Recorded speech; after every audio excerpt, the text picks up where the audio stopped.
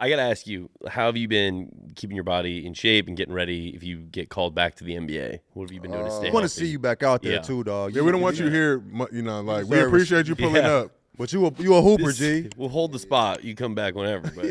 But For me, I just try to emulate what it would be like during the season. I lift every day. I do skill work every day. I hoop 3 to 4 times a week just to have my body used to that wear and tear. Obviously, it's not NBA level, but the simulation of it is keeping me somewhat where I need to be for when I do get a call, if I get a call. So just more so staying consistent in my work. That's really all it is. You know, I get my rest in on the weekends, and Monday I'm right back to it. So I just try to emulate an NBA schedule. So I want to ask you this from my perspective, because I watch a lot of NBA, and I'm watching and I'm like, damn, Boogie could be Easily. cooking in this. Easily. So I just want to know, how hard is it for you? We don't need to name no names or whatever. Obviously, I know you're professional and you're a good dude, but how hard is it for you to have to watch NBA games knowing that you should be on the team right now? I mean, it's hard. As a competitor, obviously, you always want to, you know, compete against the best. And as a competitor, you always feel like you're better than the next person. But that's just, you know, a part of being a competitor. But the part of this business that doesn't get a lot of light shine on is the politics. And with that being said, it's not always about being better than the next guy. For sure. Sometimes it's just being more liked than the next guy, or whatever the case may be. So, you know, a lot of guys get lost in that shuffle. Some of my caliber, some even better. You got, I mean, look at Melo. He's a first ballot Hall of Famer. No love. Dwight, first ballot Hall of Famer. Top 75 in my opinion. Easily. yeah, Come on, for G. sure. In No Taiwan love. right now. So, and I feel like those guys are on a level I never got a chance to reach. So, I mean, like I said, that's the nature of this business. So sometimes you get lost in the shuffle, but you know, I'm keeping hope alive. I'm grinding every day, staying professional, staying ready. So, you know, if it happens, it happens. So you talk about professional. So I got to, you know, I know you saw the Bob Myers interview, recent episode of All the Smoke. And he basically said, you know, you guys had a call. You asked him why you weren't in the league, and he told you have to act better to get back. You just can't be average. You need to convince people. And he also said that it was unfair that that's what it was.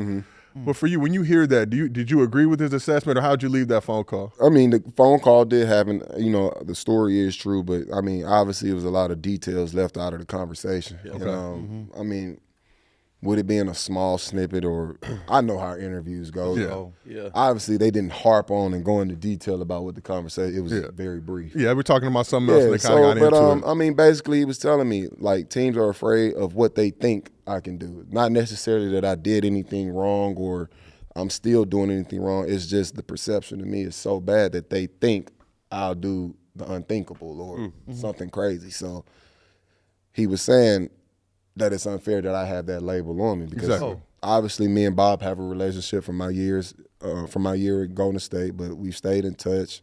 It's a guy I got a lot of respect for, and I feel like, you know, it's mutual.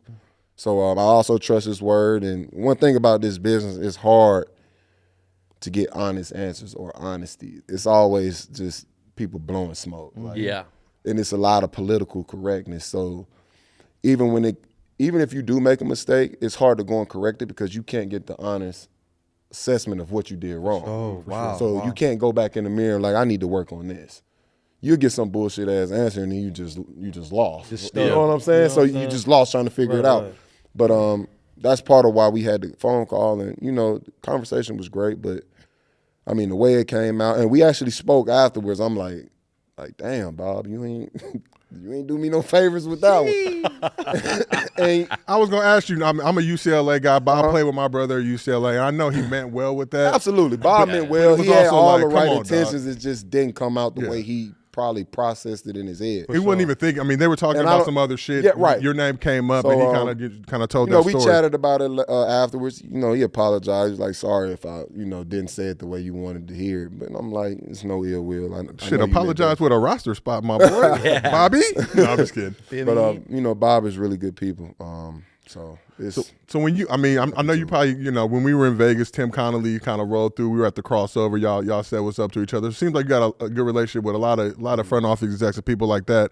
So when you calling around talking to these guys, if you're doing that, I mean, what kind of stuff are are they telling you? You hearing a similar thing that you're hearing from Bob, or sometimes it's just teams don't have the roster spots and the money, and it's a lot of different things that play a part into a guy being signed to a team. It's not just about, well, he's better than him. For sure, yeah. It doesn't work that way. And all that shit, yeah. Tim Connolly got there, and they already had a roster. They already had backup bigs. They just traded for, you know, one of the top bigs in the league. So obviously it's not going to be with DeMarcus. It's nowhere for me to be. yeah. So, I mean, that's just a part of the business. And sometimes this is just about opportunity. You got to wait for your opportunity, take advantage of it, and then you slither back in. So that's just how this shit goes. You stayed busy this summer, you know, hooping obviously, but you also went to broadcast school. Right. Where'd you go and how was that? I went to USC's broadcasting school through the You got that UCLA alumni there. It's a UCLA alumni. We don't have a broadcasting school though, so I respect it. You can go over it. We just got all the hitters in the game. super dope program. You know, kind of really opened my eyes to you know other talents I believe I have, and I got a lot of good reviews from it. So this is a step forward as well, being here with you guys. There we go, Appreciate man. We it. appreciate it. I just thank you for not putting us out of work, because we saw you pull up and it was like, damn, one of us about to, you know, get put on waivers. Boogie shit too good. You know what I'm saying? I might have to look for another gig, but it seems like you're a natural fit for this stuff. I think we talk nowadays all about the old media, the new media, a lot of guys, current players, former players doing pods. Obviously, Wave and the Buckets family have the Kelsey brothers doing their amazing podcast. Is that something that you would think about doing? Yeah, I'm definitely down. For myself, just speaking on myself, I feel like I'm well-rounded. I feel like I can speak on any topic. I may not be a genius in every topic, but I can at least give you a little something. But I'm going to have some type of knowledge about it. For sure. So, you know, I think I got a lot of insight I can give, a lot of knowledge, and, you know, I've been around the block, bro. I've been at the mountaintop, and I've been at the lowest of lows. So, I got plenty of stories, plenty of advice, plenty of knowledge. So I think I'm built for this. Just to give you a little motivation, there's a ton of people who are not geniuses and have no business doing pods. They're out here caking bread and doing pods. So don't ever feel like. Trust me, I know. I know. And it sucks because a lot of them have the label expert.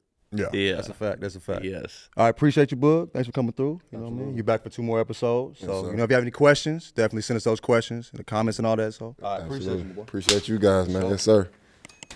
Oh, I got to see this dap. I gotta say, Perfectly executed. Zoo gave me the handshake last week, and it was tough. Zoo hit my man with the Obama, but We you can run came that in clip. low. Gets a lot more of the attention. You came in low. You got to come in high, And G. I had the dog. I had Nice too to many meet things. you, Zoo. You know what I mean? The black dabs, Hey, right? that's a nigga dap, bro. That's my third N word. That's the, you know, that's Zoo. what I get my third one. Yeah. Boom. Hit me with the pop and here go everything. 3 more for you. Right. Zoo a real one. But that was funny. Nah, as but we Yeah, you appreciate called you. that Zoo. What's up? Yeah. So you gave Zach the black dab. That's important.